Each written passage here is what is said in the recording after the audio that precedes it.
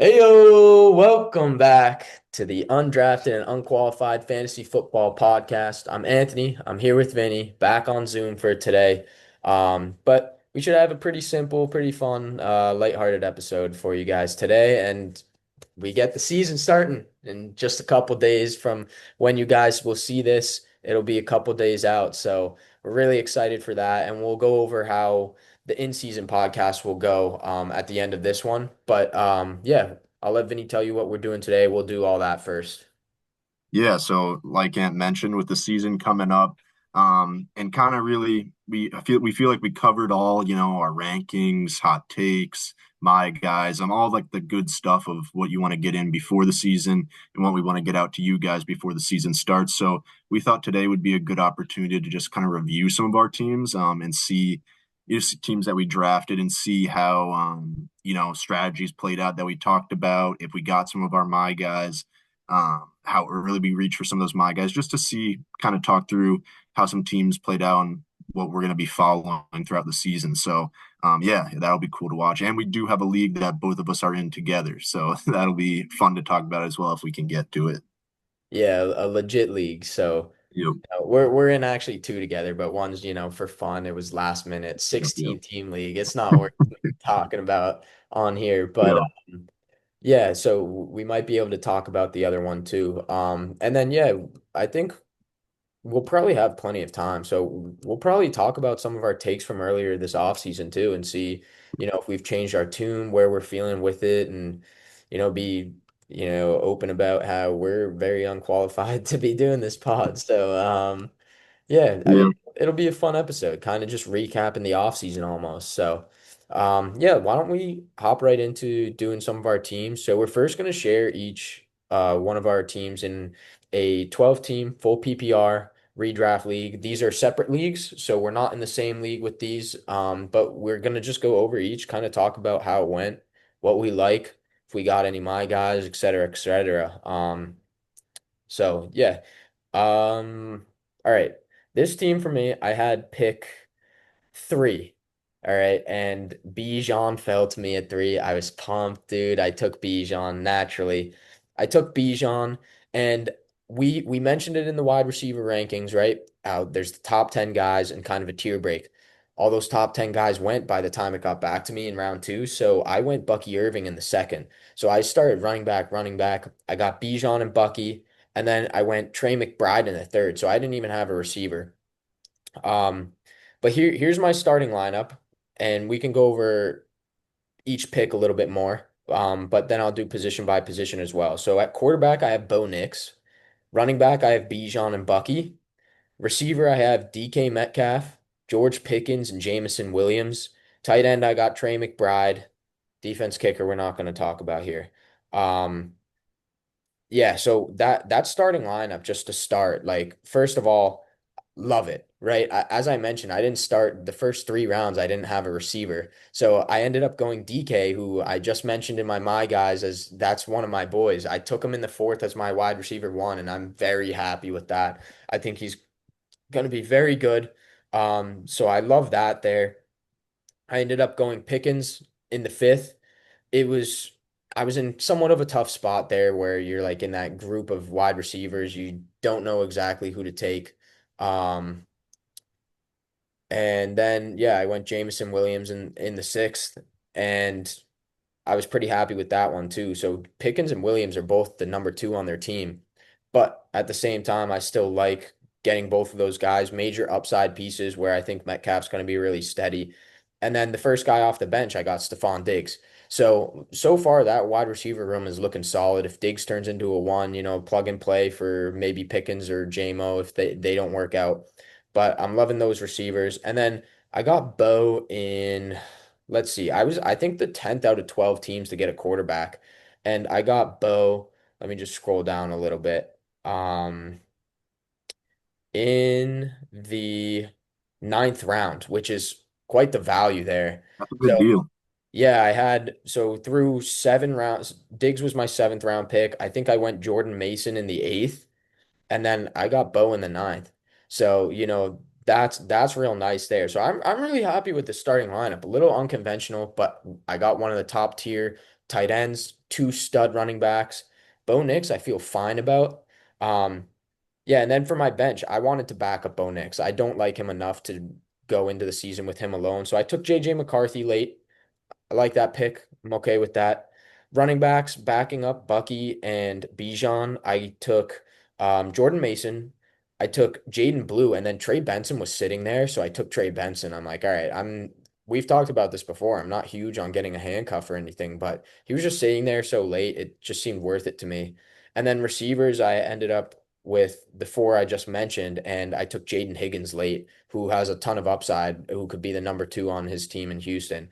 So this team is, I'm actually super excited for. Some of these guys I love. DK I love. I've talked up Pickens. I've talked up Jamison Williams.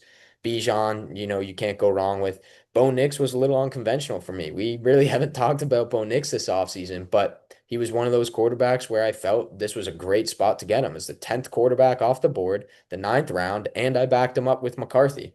Jaden Blue, I believe I got in all of my leagues this year, so he's a name I love. Higgins, I've gotten in a couple leagues. Jordan Mason, I've talked up all offseason, so I love to get him.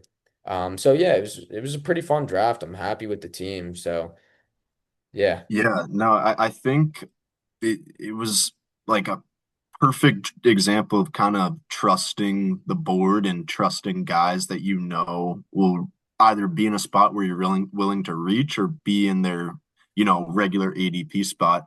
And I think it was a strength this year was kind of going RB heavy, like elite RB heavy early in the rounds, because there are guys like DK and Pickens that kind of just sit in that fifth, sixth round spot and have a lead upside. And it's a guy in DK that like you really think highly of above, like I guess the average opinion, but still like in general, if things don't go exactly how you think they might, he's still a very viable fantasy receiver. So yeah, I think getting Bijan at 3 is the true steal in my eyes. Who went to CD? um, he went Jettas, I think. I think he Jed went as well. Jettas. Okay. Yeah, So, I mean, I just think like, yeah, I guess you can't really go wrong. You can, but like Bijan in my eyes should is in contention for the number one pick, let yeah, alone getting him yeah. I at 3. agree. Yeah, So that was a steal. Then yeah, with the QB situation, like setting yourself up where Bo Nix was a steady player last year for fantasy, but you like that steadiness and listen, like who knows, McCarthy could be yeah. this absolute weapon with the weapons that he has Hmm. around him. So yeah, no, I think very solid, very good team, especially with McBride. I'm looking at your roster now, and Yeah. completely forgot you even mentioned him. Yeah, McBride as the Yep. elite asset or elite tight end to kind of have that matchup advantage every week. I love having an elite tight end. This year, I wasn't really able to get one, just probably the board played out where I was picking at. But it's such an advantage just to be able to lock Yeah. in one of those. This year was, I guess there's three Bowers, McBride, Kittle, but Mhm. it's such an advantage just to lock that guy in every week and not have to battle the waiver wires if your kind of late round guy doesn't work out. So, yeah, no, I'd be happy with that team as well. Speaking of that elite tight ends too, like McBride fell into the third, that early third, and Yeah, was able to get him there. But dude, after doing a ton of mocks, I mocked a lot for this position, especially because I don't like ESPN's ADP, but I mocked a ton for this draft, and I really liked some of the drafts I had where I took Kittle in the third if McBride and Bowers were already off the board. So, I was yeah, I was lucky to get McBride, but really all three of those guys, like I'd feel really happy with at that spot. So yeah, it worked out for me here. yeah. No, that's a good team, promising. Yeah. I'm sure you have, A lot you of know, upside, a that's for chip sure. in your in your Hey, let's hope that you're so. picturing right now. So, Yeah. I would think so too with that start for the year. So, yeah. All right. Do you want to say anything else, or do you want me to get into one of my Yeah, teams? I know you have my team pulled up. That's why you were able to see it. I just want to see if did you send me yours? I did not, but I can send a screenshot really quick. Yeah, Uh, shoot me a screenshot. That way I can look at it while you talk about it. Okay. Yeah, so while I'm doing that, I'll preface a couple things about this league. So it is on Yahoo, which is, I feel like if you've been playing fantasy football for a while, you have these leagues where it's a home league. The commissioner is just, stuck in his ways. Either you're not on sleeper now, or like I feel like sleeper is kind of the way that everyone's been going that is really into the fantasy stuff. But I don't know. Our commissioner loves Yahoo for some reason. He doesn't want to leave it. I don't care. If anything, I kind of view it as, a little bit of an advantage because the Yahoo rankings are so out of sorts in terms of players that are just kind of fall down boards.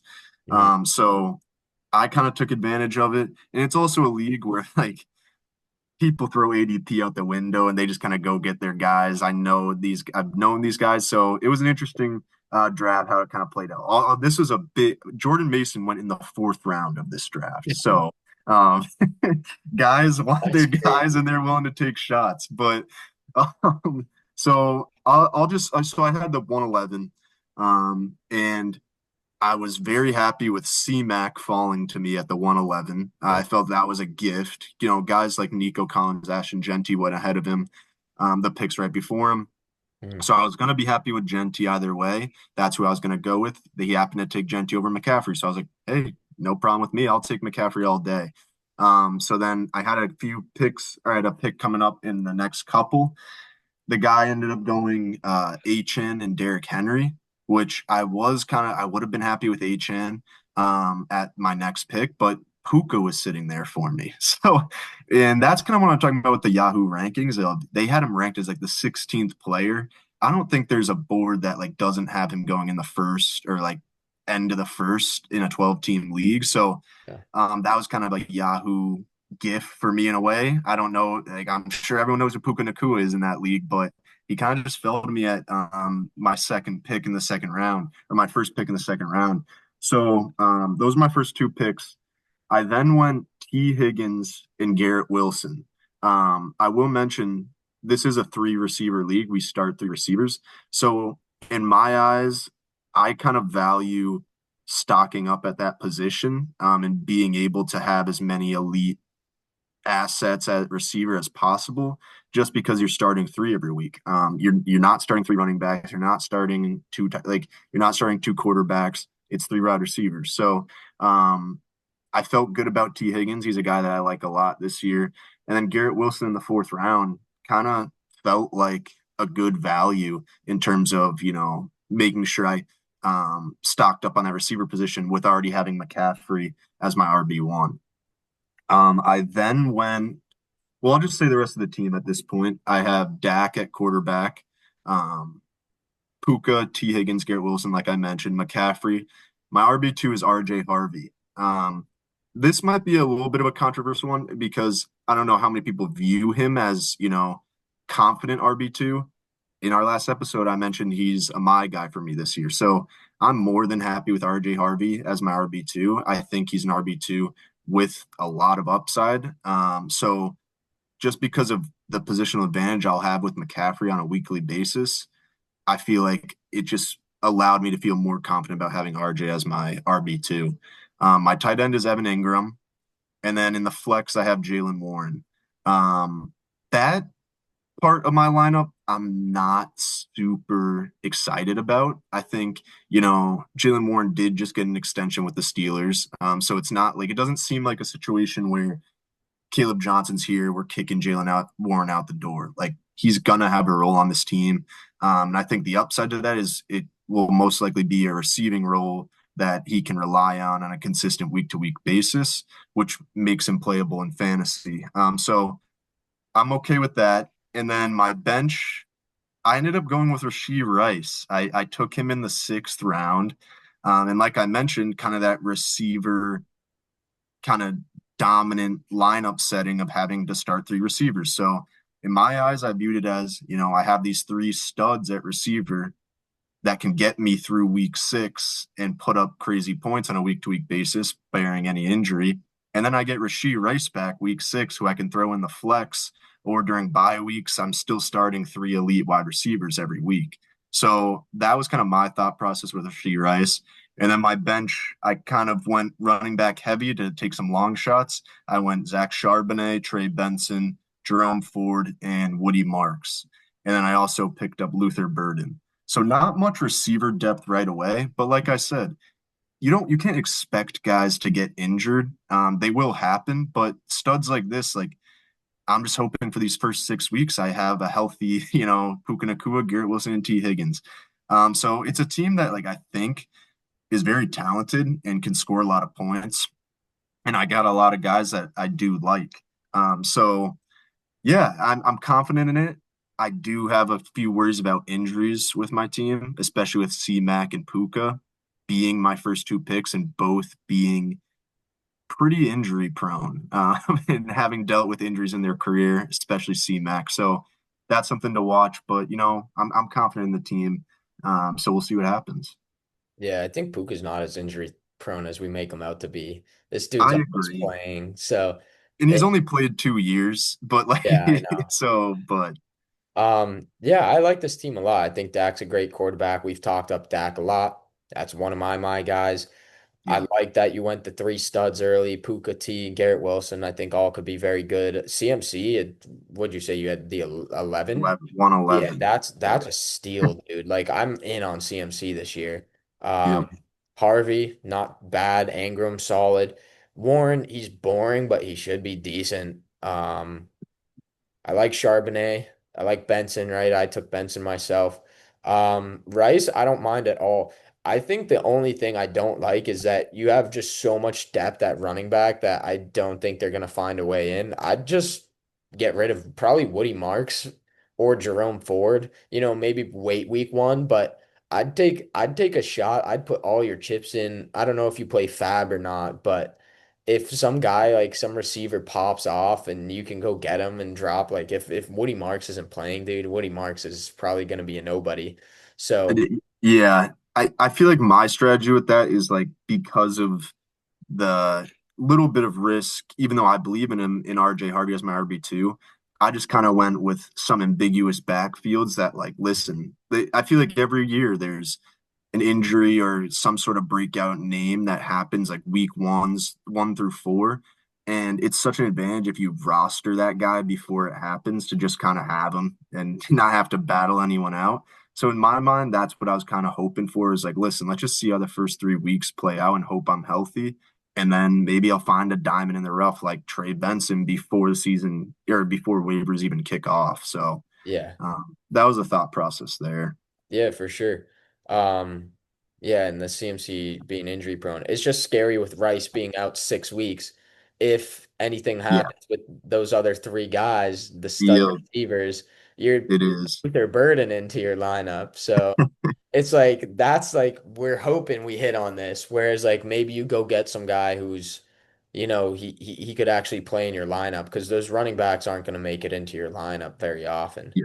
Yeah. Plus, Warren, I don't know if you mentioned this, but Warren's in your flex. So you could play four receivers in your lineup and only two running backs. Right now you have three and three, but it's Yep. possible to play more receivers. So that's just Yep. one thing that I would probably do personally, but I think the team's very good overall. Like Rice is your fourth guy, dude. When Rice is back, that's gonna be very, Yeah. very nice.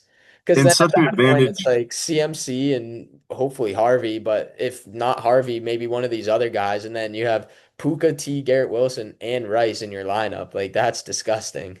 And what I like just being, I don't know how many three receiver leagues you've been in, but it is such an advantage to have like dominance at that position because it's a leg up on people that went RB heavy, but you can only start two. Like Yeah. you can start 3 or 4, like you mentioned, receivers. So yeah. Yeah. I hope the injury bug doesn't kill me early on because then Yeah. it's gonna get ugly. When Yeah. like you said, I don't have the depth at receiver for bench spots. So we'll see what happens. Yeah. But yeah, The thing is, we can never predict it, as you know. So yeah, yeah. who knows? So A guy who's been healthy his whole career could get hurt this year. A guy who's yeah, injury prone, like CMC, could be healthy all year. So it's just, you never want to predict injury, right? It's just something to factor in when a guy like CMC has been injured as much as he has been. exactly.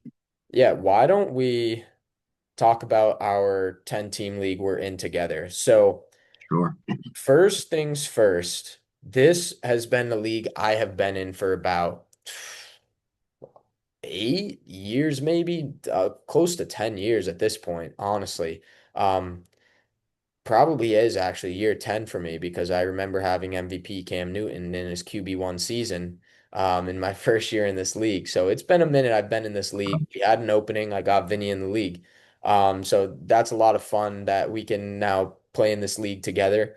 This is a keeper league. So it's 10 team, it's a keeper league, and it is also super flex. So I'll just go off the bat. Vinny's team that he wasn't or he was like inheriting, not a good team, but we made an exception, allowed him to keep Jamar Chase in round one. So that's what he did. Um, my keepers, as I'll get into my team here now, my keepers, I kept Jaden Daniels in the third round and JSN in the 11th round, which I thought was just hell of a value. I had a couple other options. I could have kept Laporta in like the 13th. I could have kept Kamara in like the seventh, which was also, that'd be a solid pick. But I Mhm. thought the value on JSN was just way too good. Um, and Jaden Daniels in the Superflex League, I wanted a top five quarterback. Felt great. And I'll get to my other quarterback in a second, but I feel great about my quarterback room, especially starting with Jaden Daniels. So my starting lineup, I have a very deep team actually. So why don't I go by position here?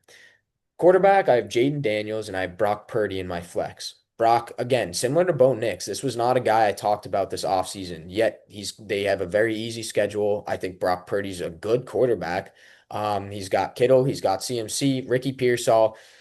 If Jennings comes back healthy, Brandon Ayuk, this could be a very lethal offense. So, Brock Purdy is my QB2, who I gotta pull up the draft results.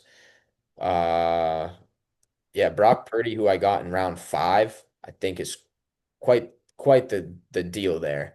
So I love that. And then usually I like to go three quarterbacks in a super flex. I did not. I it's just like the guys kind of ran off the board. I was like, really don't want like an Aaron Rodgers or anybody like that. I'd rather get depth at the other positions. So I'm rocking with these two guys, Jaden Daniels and Brock Purdy, and I feel like I have enough depth, which I will start explaining here, that I can throw a receiver or running back into that super flex spot and I'll feel very good about it. My running backs, I got CMC in the first round at pick 110. I won the league last year, so I had the 110. I got CMC. I got Travion Henderson, who I took in the fourth. I have James Conner, who fell late. I think it was like round 6 or 7 I got him. I got Tony Pollard, so You got him at the end of the seventh, 7-10. yeah, that's a steal for James Conner. Um, Yep. Yeah, I got Tony Pollard. And so those two guys are both a little bit boring, Pollard and James Conner, but they're both going to be steady. There's no spears to start. And we just talked about CMC being injury prone. So I'll start with that. And then Travion Henderson, he's a rookie. So, with that being like, okay, what's his role going to look like? I wanted two guys who I could lock into my lineup and feel okay with if things were to go wrong. Um, and then I got Jaden Blue late. I mentioned that earlier. I got him in every league. And then Trey Benson was there in the last round. That's why I opted to go against going for third quarterback. I was like, I have James Conner. Let me get Trey Benson. He's still here. So that's what I did. So running back room, I feel pretty good about. Steady, but also electric at the top, and the upside of Jaden Blue, and then the handcuff with Trey Benson. Wide receiver, I got CeeDee Lamb in the second round. So I started the draft with Christian McCaffrey and CeeDee Lamb. I feel like that's insane, honestly. That's Yep. insane. JSN, who I got in the 11th, he's my wide receiver too.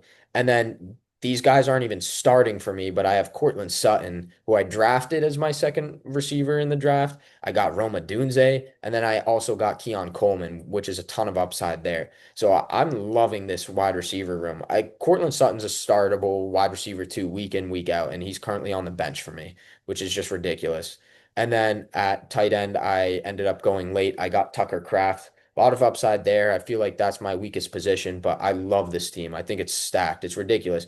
The guys I just mentioned, right? My starting lineup, I have Jaden Daniels and Brock Purdy in the super flex, McCaffrey, Henderson, and Connor, CD and JSN, and obviously Kraft at tight end, which means I have Cortland Sutton, Keon Coleman, Roma Dunze, and Tony Pollard all off the bench, which is that team is deep. So I might not Yeah. have a third quarterback, but like I mentioned earlier, without the three quarterbacks, I'd feel totally fine throwing Sutton in at that super flex spot. So, injury would get a little scary for me, but I'm also to let the audience know real quick, I'm going for a three-peat in this league. I've won the last 2 years.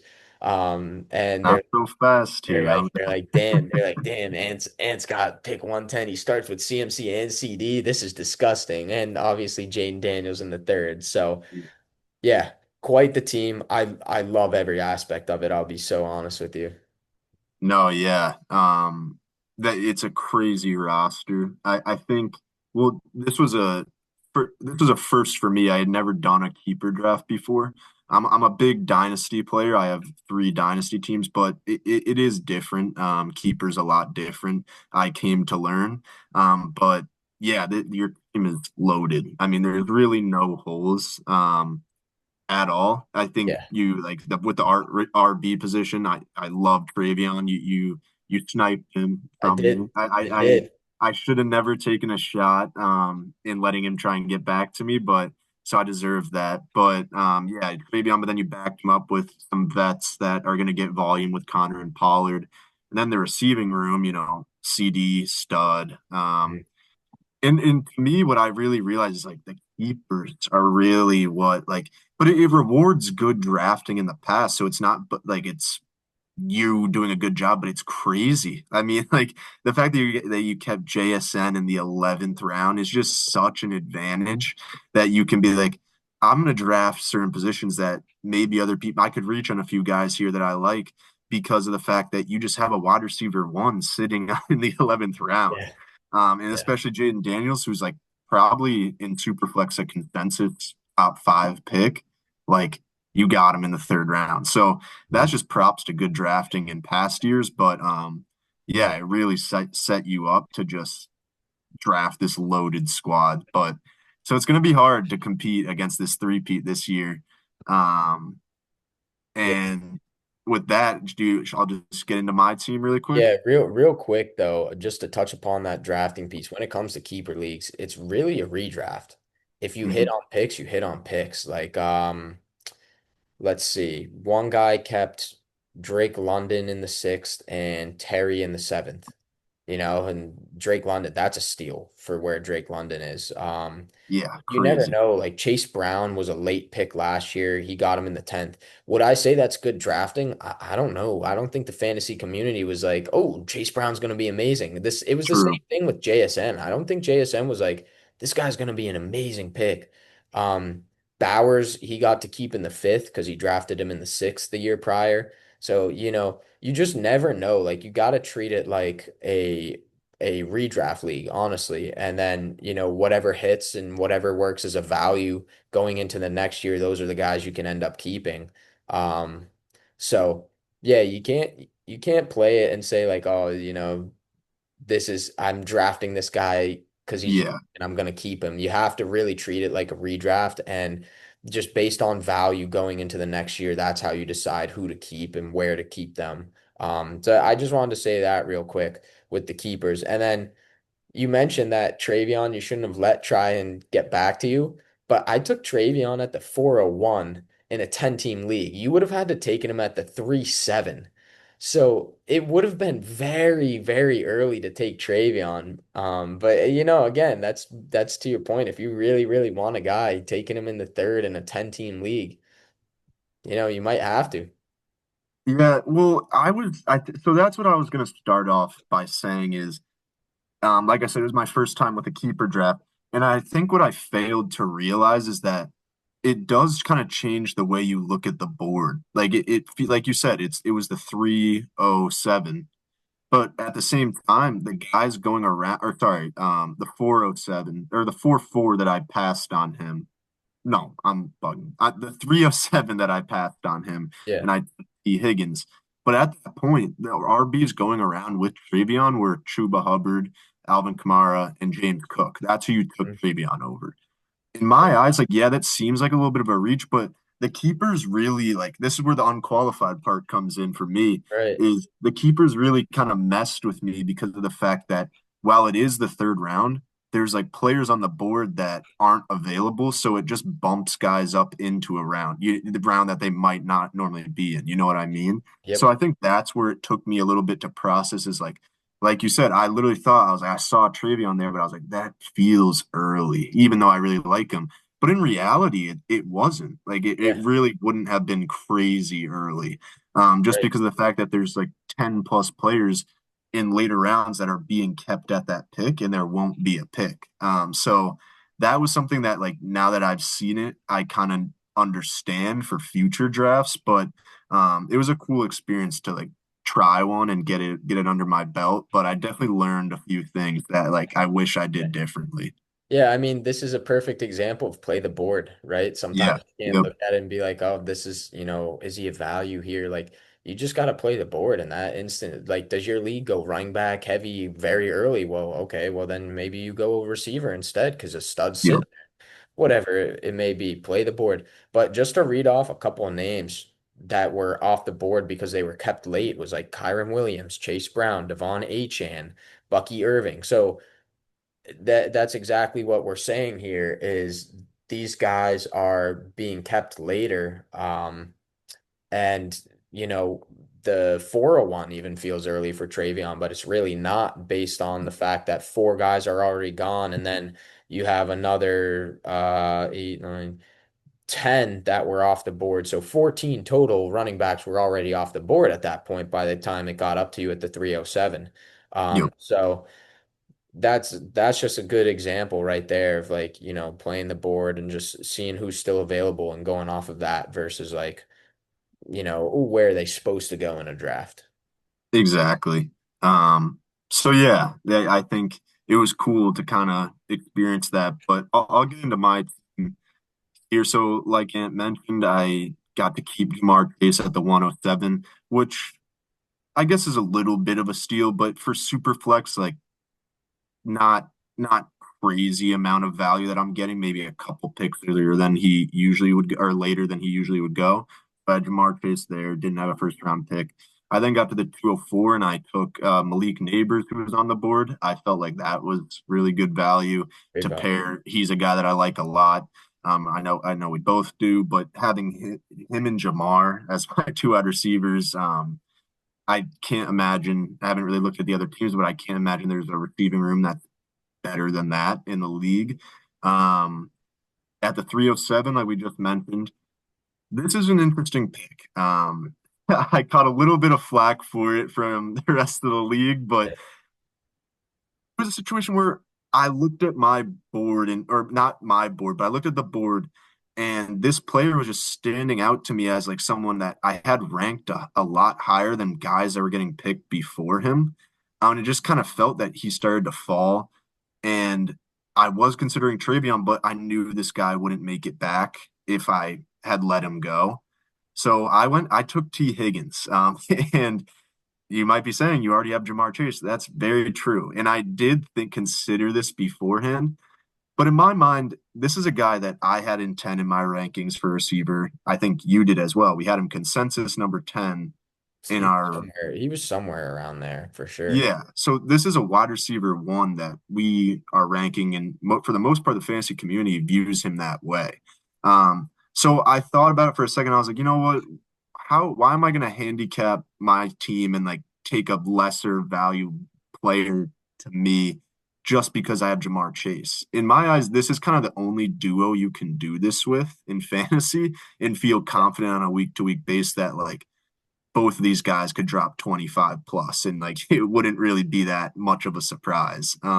So yeah, it was a pick that like, I wasn't comfortable making. It felt weird to do because of the fact that like I have Jamar, the number one on T. Higgins team and of the Bengals. So that was my weirdest pick of the draft. I think I didn't feel great about it, but well, I'll read off some of the names around it, like Marvin Harrison, Kenneth Walker, Travion, Chuba Hubbard, Herbert. I could have got my first QB, but I don't know. In my eyes, when I read off those names, like I still feel good about going with T. Higgins just because of the fact that I view him as a much more consistent player than Marvin Harrison. I think Marvin Harrison has a ton of upside, but we haven't seen it yet. So those other running backs didn't feel great. Justin Herbert, I have him ranked lower than quarterbacks that I was able to get later in the draft. So, yeah, that was the kind of explanation there. But then I ended up going uh,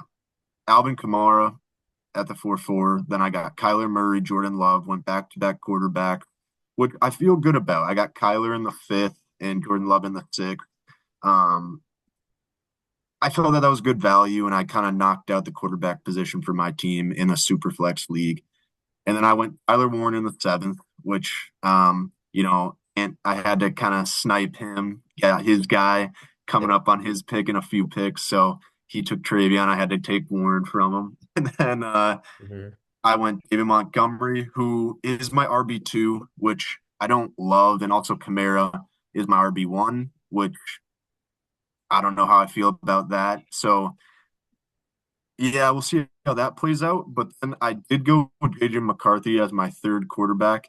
In my eyes, this is kind of one of my favorite picks of the draft. I got him in the end of the ninth round, and it was really kind of a quarterback dead zone. Where after him, the quarterbacks that were taken were the next one was 3 rounds later, in Cam Ward and Tua.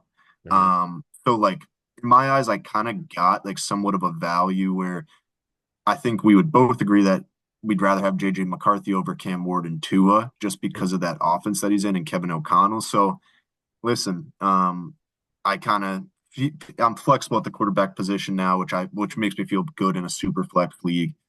And then I'll just run through the rest of my lineup really quick. I lost it. Oh, Jalen Warren, Jerry Judy, Monte Williams, Dylan Sampson, Austin Eckler, Brandon Ayuk. So I kind of similar to my last team. I went through a bunch of backup running backs at the end of the draft to kind of just stack up some long shots, or not even long shots, but just guys that are in ambiguous backfields or an injury away from a big time role. Um, so yeah, I don't know how I feel about the team. Like I said, it was my first time in a keeper draft and kind of got thrown off a little bit. I won't lie. Like I, I was definitely not prepared for it. Mhm. But I think I have a lot of top heavy assets in Malik and Jamar. So it's a very talent. There's a lot of talent, but it's going to be hard to compete, especially with your team. So Yeah. we'll Yeah, see how my everything team's plays better. out. My team's better. Oh, I Um, can absolutely admit that, but but we'll see how everything plays out. I think the nice thing about a 10-team league is your starters can look great, regardless. I think, you know, I don't love the T pick simply because Marvin Harrison is a great upside pick there instead. Even though he's ranked lower, you already have Jamar and Neighbors who are rock solid, like wide receiver one. So if you take the upside instead, I think that's a smarter pick. But also, that would have been, you're looking back at it, it's like that would have been a great spot to go Travion It instead. would. So It would. you get a running back, and then you come back around and you could have gotten DK or Tet who went later in that round who have that upside. Um, so it's really like you also could have doubled up. You probably could have gotten Kamara there still. Um, I think so. Just looking at that, I think it does cap you a little bit. I do agree. I think that's the best duo and the only duo you can take on the same team. But when you're starting three wide receivers, it can be a little bit tough. I think the QB situation, Kyler, Jordan Love, and JJ McCarthy could get frustrating if I'm being completely honest. But I do think it's a great like trio to have at quarterback. Like I think you'll be able to mix and match properly. You just gotta hope Kyler doesn't do what he did last year, where it's like oh, he's playing the Jets. I'm going to sit him this week. It's a tough matchup. And then he goes for 30. And it's like, oh, well, Yeah. he's playing the Saints this week. He's going to cook and he goes for like 8. So Yeah. we'll see. Kyler's just frustrating to own, but he is a good quarterback. Jordan Love should be good. I love JJ, as we've talked about. I think Kamara is solid. I think that's a fine pick, honestly. Monty's not enticing, but he should be fine. Warren's not enticing. Javante's not enticing. Dude, I think you're gonna end up starting Eckler if I'm being honest with you at some point because I think he's the starter there. So I love that pick. Yeah, Samson, great pick. Samson could, and what from things I've heard is like Samson might emerge as the guy there to yeah, start the year. I know they're trying to rush Judkins back, but at least to start, it seems like it could be Samson's job. yeah, Jerry Judy late. That's a great fourth receiver. And then, dude, I like that. So we do have t defense and kicker in this league as well. Vinny opted not to draft a kicker, took Ayuk in the second to last round, defense in the last, but he took Ayuk in the second to last, stashed him in the IR, and then, went and he can go get a kicker now. So yeah, I think that's pretty smart when you're reading everything. It definitely looks like you took some rounds to settle in. That's for sure. And it's yeah. like, oh, all No, right, like now I'm that. gonna take. I like the Warren pick too, even though it might have been a little early. I like that. I definitely would have gone Warren had he been making it back to me. Um, so you did snipe me on that. And I ended up kind of screwing myself too in the with the tight end position where I was looking at Evan Engram and David Njoku. I'm like, all right, well, a lot of people have tight ends now. Like I can wait around. I think it was two of us still needed a tight end. So eight had already gone. I'm like, all right, I can wait around. I'll get one of them. And David Njoku goes, but then I'm sitting here with Cortland Sutton on my team. I'm like, all right, well, I'm not going to take Engram here because it caps me a little bit. So I ended up going Kraft probably earlier than I wanted to. So again, it's just like playing the board, reading your team, knowing what's there. Yeah, I think your team's solid. It'll be interesting to see how it plays out. But yeah, welcome to the league, Vinny. Welcome to the league. Yeah, definitely had quite the introduction going Jamar and T right off the Yeah, rip. But yeah, no, the not picking Travion will eat at me. And I think that's a situation where I just needed to listen to myself. I was literally saying in the My Guys episode of like throw ADP out the window, all this yeah, crap. And then I didn't do it myself. So I think that just kind of happens in drafts yeah, sometimes. Like when you get put on the clock and you're seeing all these names that like maybe it didn't work out how a mock draft goes and like it's a perfect example of like I just have to take my own advice. I should have went Travion, but yep, we'll see how it plays out. I did like I'm not mad about having T Higgins, but you are right. Like it does kind of cap me in a way where, um, if the Bengals have a really down day, which won't happen often, but it's gonna probably lose me a week, and so that's not what you really want on a week to week basis. But yeah, we'll see what happens. I yeah, will say though, for you with Ingram and Sutton, I Sutton's not a player that you're gonna have to start on a week to week basis just because of having CD and JSN. So like mhm, that in my eyes, like I would have been comfortable taking Ingram there just because like it's not like you're relying on Sutton to start every week, you know what I mean? So, yeah, but I guess Ingram's also not that like sure of a thing where it's like maybe you could take a shot on some other guys, which I like Kraft a lot too. So yeah. it worked out, but Yeah, I definitely prefer Engram over Kraft, but at the same time, Kraft has so much upside, dude. Like it wouldn't even shock me if he finished top five.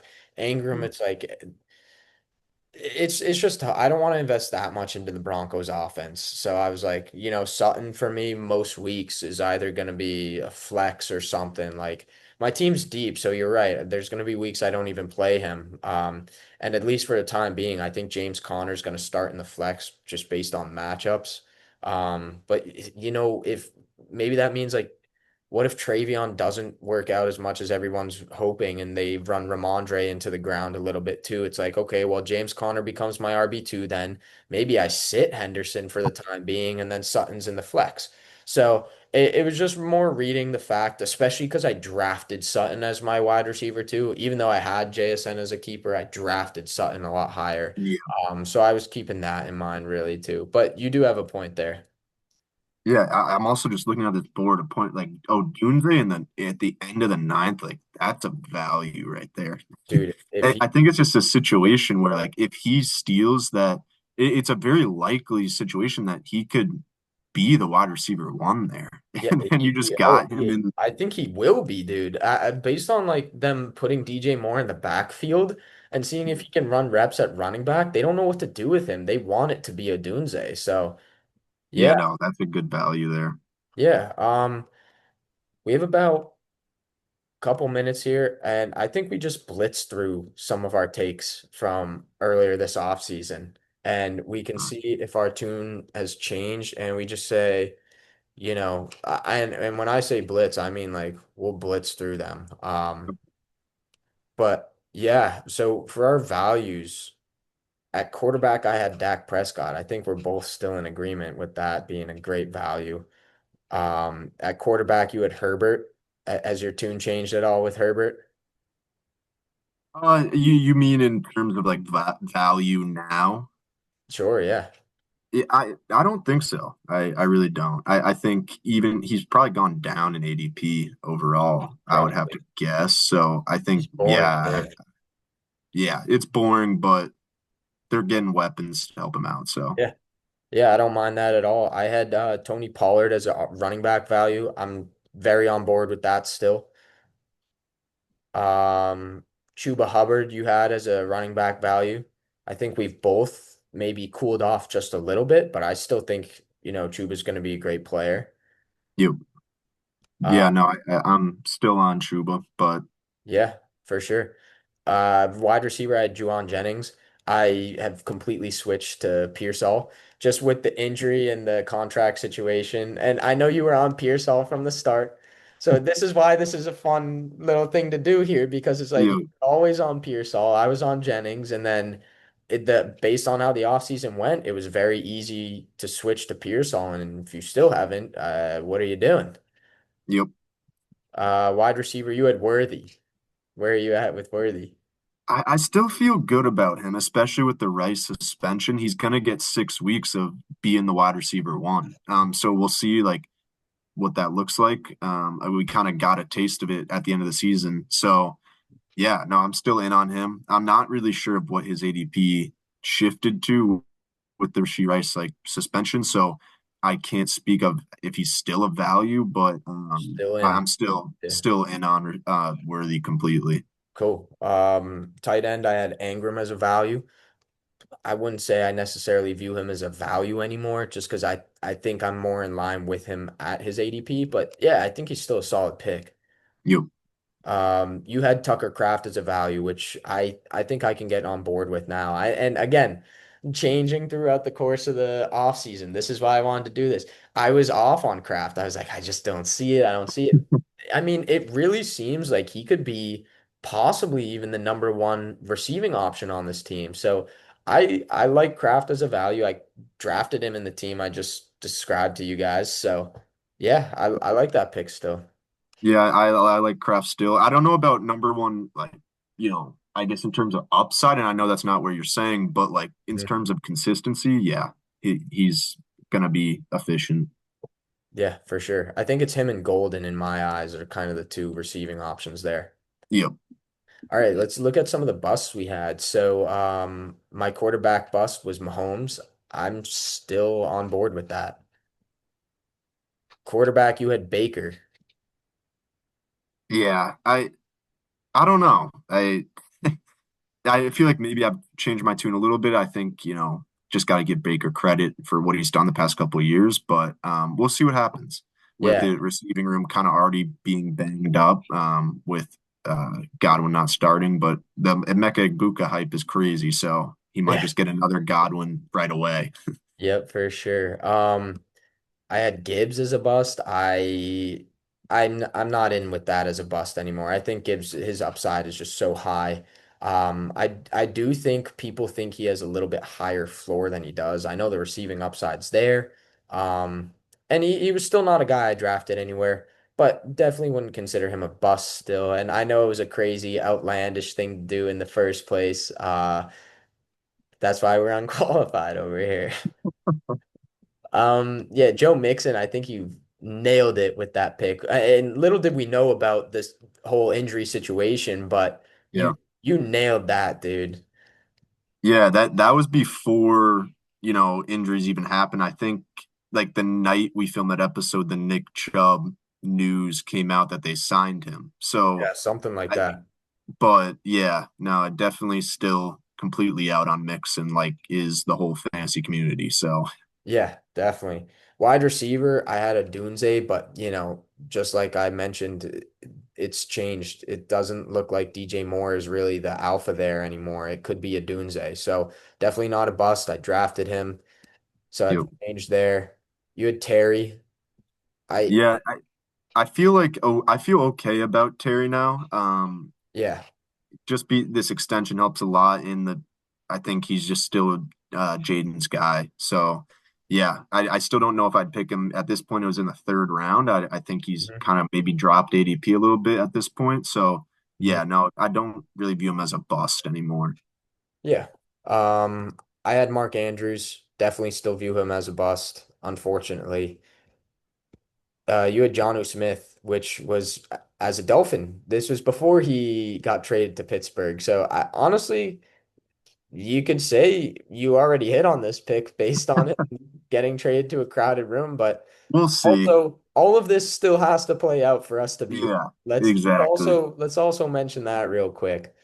Um, Yep, just it's just fun to talk about how our tune has changed over the course of the offseason. And that's also, we're not the pros here. We're just doing this for fun and as our name suggests, but at the same time, like the pros will change their tune on stuff too. So it's just, we're being vulnerable here. We're being honest. We're having fun with it. exactly. Okay, sleepers. And then yeah, we'll see if there's anything else to talk about. But sleepers, I did a quick mention of JJ McCarthy. Still love that. We both got him in a league as we just talked about. I also mentioned Bryce Young, who I would have loved in a super flex late. So I'm still in on Bryce Young. Love that as a sleeper pick. Vinny, you had Geno Smith. Yeah, and to be clear, these are like for two quarterback leagues. You shouldn't be starting any of these names in Yeah, like yeah, a yeah. one quarterback league. Yeah. But yeah, I still feel good about Geno. I think it's a good offense. So Yeah, for sure. I had Stevenson, Ramondre Stevenson as a sleeper. I think he was going kind of in the right spot with ADP and everything. So yeah, and with Henderson just shooting up boards and looking so electric, I think Henderson honestly ended up. I think the community was early on it that he was in the right spot at ADP. So I wouldn't say he's a sleeper, but yeah. boring, boring pick that should probably be fine. You had Vinny, you had Rashad White. Yeah, I know we were both kind of talking him up a lot, Mhm. kind of midway through the offseason. At this point, I've kind of been seeing so much Bucky hype and just Yeah, how much he's going to be used this year that I think it's, Rashad White needs an injury to happen to really have any sort of big time relevancy, but we'll yeah. see what happens. I still think he'll be used, but just not enough to be ever be like a startable option. Yeah, I think we mentioned he could be a flex, which could still be in play. I think he's dealing with a groin injury right now, though, which isn't great. Yeah. Wide receiver, I had Trey Harris. This was before they brought in Keenan Allen.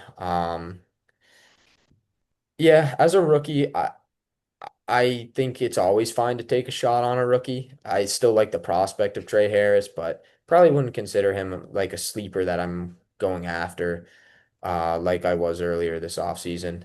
Vinny Yep. Marvin Mims Jr. I still really like this as a sleeper, and it's Me one that too. like the community hasn't really caught on to as like this big hype breakout guy. I think every move like the Broncos have made has shown they want this guy on the field. They traded Devon Vele, who's like that's not a big name, but it's still clearing out room that is competition for him or was competition for him last year. So yeah, no, I'm still very in on Marvin Mims. I am too, yeah. Zach Ertz was my tight end sleeper who I still like as a tight end sleeper, honestly. So yeah, I'm still in with that. And then you had Brenton Strange as your tight end. Yeah, I still feel good about him. I think he has a path to some volume. So yeah. Yeah, me too. Um, Stacks we're not gonna go over because that's like draft wise. And then yeah, we had rankings, hot takes we'll see when the season ends. It's just scrolling through here. The My Guys we obviously did last week, and that takes us to today. So Wow. before we end the episode for today, let's just go over what's going to happen now because we're going to be in season the next time you guys see us. So this should come out you'll have probably a couple days until the season starts on this upcoming Thursday. Um, which means we're gonna do probably one a week throughout the season. I know we were lucky to get a couple extras in, but now that we're hitting in season and we're back in school and everything, we're gonna try and be steady with one a week. Maybe we'll see how the first one goes, but maybe they'll be a little bit longer, like up to an hour 15. We'll see. We're kind of not gonna limit ourselves as much in terms of time, just because we got a lot to cover. And we've already talked about what we want to cover in these episodes. And that's first, we're going to hit some news, which that could always take some time, especially in season. We're going to then probably talk about waivers, who to add, who to drop. I always have liked, as somebody playing fantasy, I like reading who are the guys to drop. Is it okay to drop this guy yet? Do I wait another week? So I think that'll be a good segment that we do as well. Obviously, who to target will also be good. In the waivers, especially after week one, because we always see some rookies or some guys who are undrafted just come out of nowhere. So waivers will be a big section. We're probably going to do a smaller section, but we'll do trade targets, buy and sell. Who do we want to sell? Who do we want to target? That will be a section. And then we're going to do stardom situms for the week. And these episodes will be coming out either on Tuesday or Wednesday of every week. So you'll get them before that Thursday night football, which you love to have ahead of time, right? Just in case a stardom or a situm is part of that Thursday night game. And yeah, we have to kind of figure out how many we're going to do for each and work out the details a little bit more, but that's how we're going to go about during the in-season layout. You know, if we realize like halfway through that we're like, all right, this is becoming a lot to do in one episode, maybe we'll split it up. We'll see. But for right now, this is what the plan is. This is what we're going to cover, and we're going to do one episode a week throughout the season.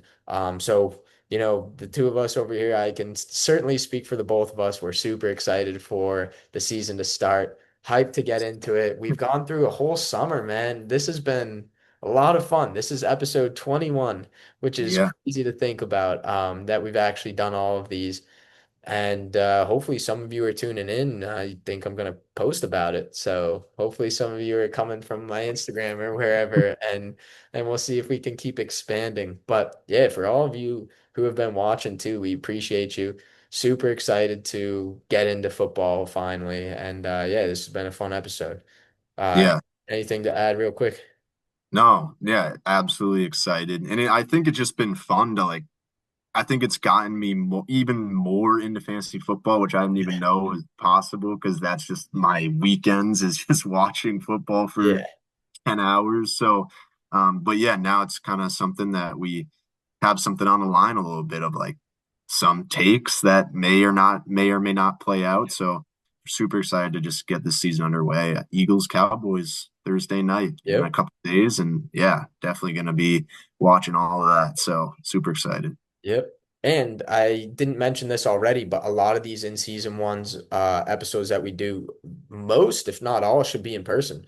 So we're on Yeah, Zoom again today, but a lot should be in person again, which, I don't know if it makes a difference for y'all, but it's definitely fun for us to do in person. yeah, So yeah, looking forward to that. But until next week, talking about week one, looking forward to that one. Oh, also, because I mentioned that Stardom Situms is going to be a segment that we do for this week going into week one. You might be like, oh, who do I start? Who do I sit? Start the guys you drafted as your starters. Don't worry about matchups. There's really nothing to worry about there. We don't know what defenses are going to look like yeah, right. necessarily. So yeah, I would just start the guys you drafted as your starters. And that's really the advice going into this week. There's no waivers to talk about. There's no trade targets to talk about yet. Don't trade before the season starts. That's usually my take. Yeah, Just wait, see how things play out, unless you're super convicted of some player you want to go get. But yeah, just start your guys this week. Week one's a lot of fun.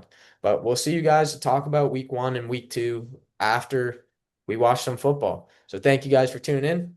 We'll see you in the next episode. peace.